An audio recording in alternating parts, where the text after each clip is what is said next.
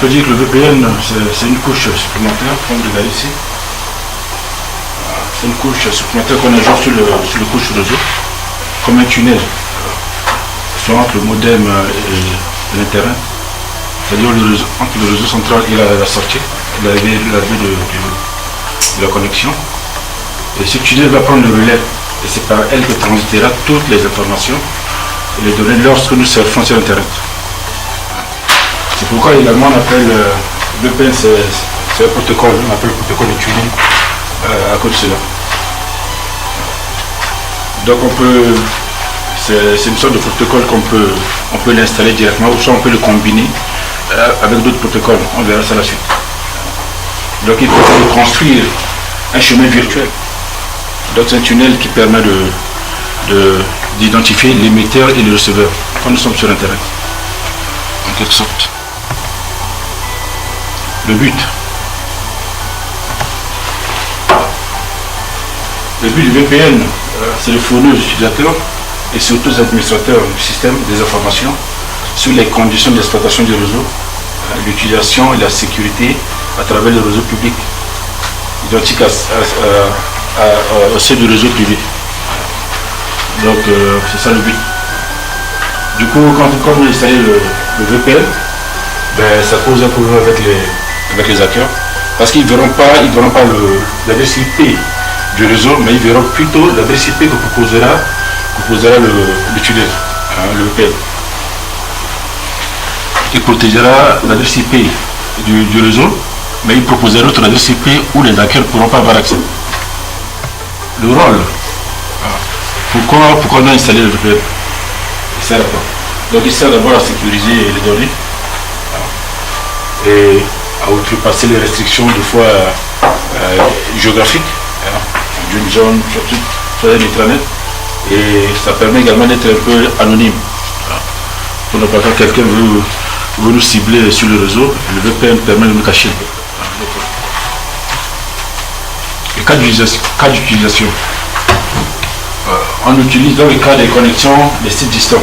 Le cas des connexions pour les entreprises, par exemple, possédant plusieurs sites, plusieurs succursales, le VPN est très important pour ce cas. Les entreprises se trouvent ici à Bruxelles, d'autres à Paris, d'autres. C'est bon d'utiliser le VPN parce que ça a un coût un peu moins cher. Et ça protège mieux aussi. On peut également l'utiliser dans le cas de télétravail. Pour certains employés qui travaillent à la maison, qui se connectent au site internet, au site directement du réseau de l'entreprise. Dès lors que tu es à l'extérieur, tu te connectes au site de l'entreprise, il y a un problème de sécurité qui se joue. Donc le VPN est important. Il permet d'avoir un tunnel pour accéder aux entreprises. Pour les gens qui travaillent depuis leur maison au bureau. Le Wi-Fi. Vous savez tous que le Wi-Fi se transmet par les ondes. Et le risque zéro n'existe pas avec les ondes. On peut intercepter ces ondes. Donc le VPN permet de protéger également la transmission de ces données. Pour le Wi-Fi également. C'est très important pour le Wi-Fi. Techniques peuvent être faites. On peut le faire avec le protocole. Il y a des protocoles qu'on verra à la suite tout à l'heure qui permettent de mettre en place ce VPN, mais également on peut les combiner à d'autres protocoles. Et j'ai choisi cela parce que moi j'ai vu ça avec Raskin. On peut combiner le VPN avec le système de chiffrement, c'est le système de clé privée et clé publique qu'on avait vu.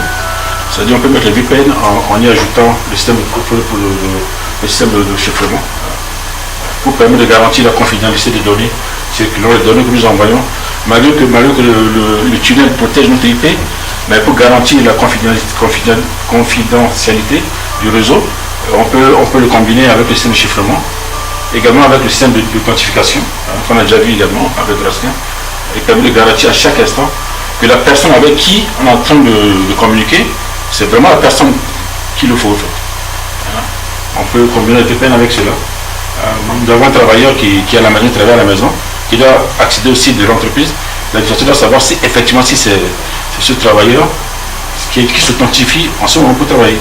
Et on peut le combiner avec l'authentification et on peut le contrôle d'intégrité et le tunnel aussi, le tunneling, c'est ce qu'on a vu tout à l'heure.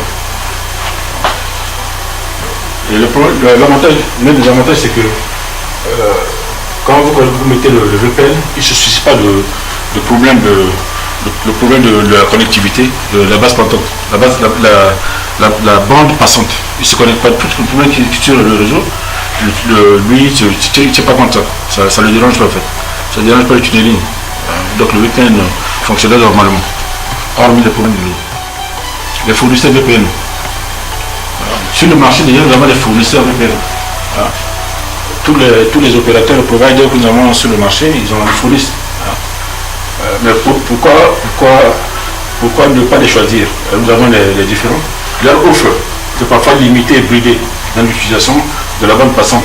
Donc le Proximus, c'est le Orange, tous ceux qui nous fournissent, les providers qui nous fournissent l'Internet, ils ont le système de tunneling.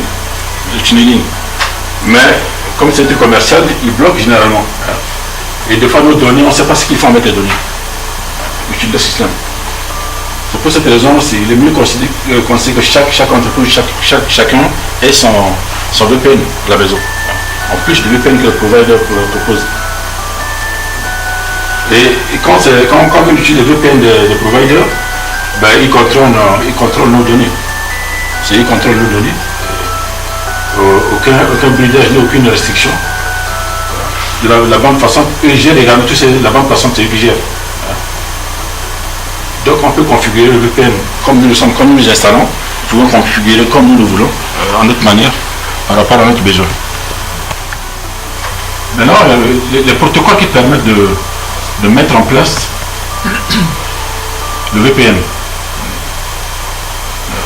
Il y a différents protocoles. Nous avons par exemple le VPN, PTT, TP, le point par point. On va voir les points forts de ces protocoles et les points faibles de ce protocole au fur et à mesure. Voilà. Le PPTP, voilà. Il n'a pas de ligne dédiée. Les autres sites d'une entreprise se connectent.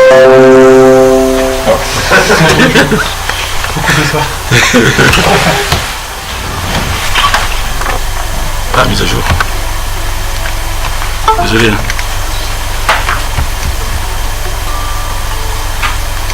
Il va redémarrer à 1h, il faut le préparer d'abord. C'est mise à jour? Ouais, il faut lancer la mise à jour, il veut redémarrer. Il veut redémarrer, ouais.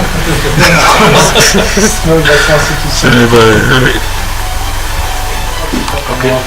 Le troisième protocole, c'est le protocole L2TP VPN. Voilà. Ce que signifie. Tu peux revenir à la page d'avant. À la page d'avant. Oui, ça n'a pas commis pour les points faibles. Donc je disais que ce protocole permet la connexion des bureaux, différents sites par le routeur. Mais il y a également le point faible. Il permet de créer des réseaux.